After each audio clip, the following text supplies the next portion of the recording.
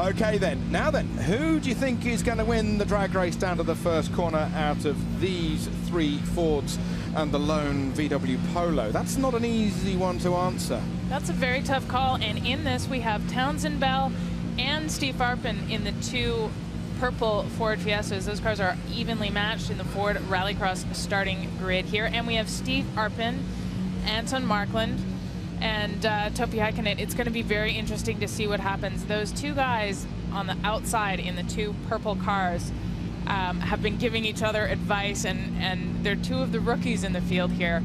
One has done quite a bit of dirt racing on circle tracks. The other is an Indy car. That purple car we were just looking at is an Indy car driver, and he's had hardly any laps at all in the car. That's Townsend Bell there. I worked with him a little bit in IndyCar, and he's spent a couple of days behind the wheel of a Rallycross Lights car, which has about half the horsepower, just to get a feel for the handling dynamics of all-wheel drive on mixed surfaces. But this is unlike anything he's done before. Well, if he can handle the Indy 500 for 7 starts, then maybe this is all completely under control with regards to Townsend Bell's experience. Alongside him, Anton Markland, he's the youngest in the field. He's just 20 years old. Steve Arpin, he was 4th at Foz do Iguaçu.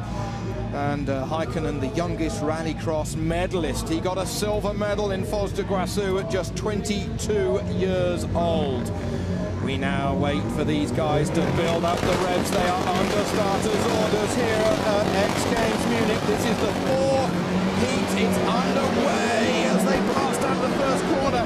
Who is going to get the whole shot? It's going to be Heikkinen. He goes through. Townsend Bell, he's having a go. He's trying to make an outside move. He's figured this thing out, it looks like, but it didn't quite work for him. Oh my goodness. Spinning but recovering fast because he's a professional racer. But Topi Heikkinen, the guy who makes all the aggressive moves, made it through that mess out front. Steve Arpin in 2nd position. He sneaked ahead of Markland there.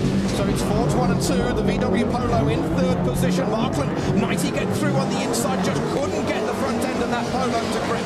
But look at Heikkinen, a flying fin if ever you need one. Yeah, absolutely, and Steve Arpin trying to hold on to 2nd place there as he comes around the corner on the tarmac. 2 cars through the Joker lap, and it worked for the Volkswagen Polo. So in 2nd position, barging through goes Bell, getting very sideways. That is going to lose him some drive. Brilliantly done by Steve Arpin, but now he goes wide. Bell goes back through. Bits of the bumper hanging off. That won't be a problem. Let's hope he doesn't damage the radiator or the intercooler. Maybe Arpin's got the better line on the inside to this 180-degree left-hander. Yes, he has. Great racing. Engine cooling is in the rear of these cars, and so that the dirt doesn't get muck up the front and affect the cooling system. And bumpers can fly off. It's not going to do any damage. It's protected in the hatch there. So we are going to see a lot of body panels flying. The only thing is, because we are racing for 2 days, this is race day number 1 of 2. These guys have 2 shots at gold, and they're going to maybe try not to hurt their cars today. But I'm looking at a lot of flat-out racing, so maybe I'm not sure that that's the case. Through the dirt they come once more. Let's have a quick reminder of the leader. Here we are on the 3rd lap of 6. Heikkinen, youngest Rallycross medalist, just 22 years old, and he's a man who has really put his career towards Rallycross from a young age, similar to Markland, rather than being a rally stage driver and then coming to Rallycross. That's a good, fresh approach from the Finn. He's been very focused on it. He's known as one of the more aggressive drivers in the field. It was Heikkinen, of course, who shorted the jump last year at X Games and was unable to compete due to injuries. He's back in action, and it's great to see him out here.